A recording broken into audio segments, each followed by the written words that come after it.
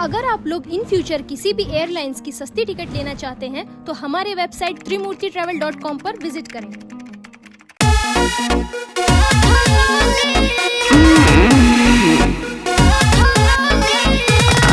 Music by Shankar Singh.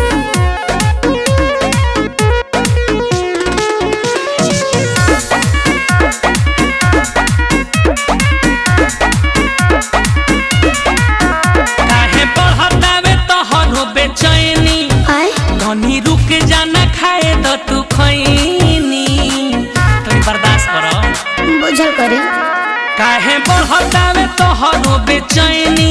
अच्छा तनी रुक जाना खाए तो तू खैनी तबे काटम ताहर गोरे गोरे गलिया। नथिया हटाव कोन बोलिया चुसाए बनम उठला लिया।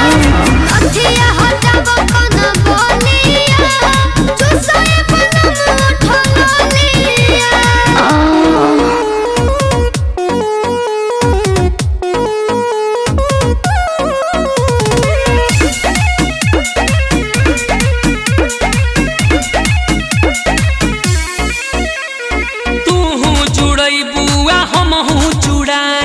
अगिया जवनिया के तहरा बुताए तनी है न सुने अरे हम हुई है चाहतनी राजा अब सटी के तू हूँ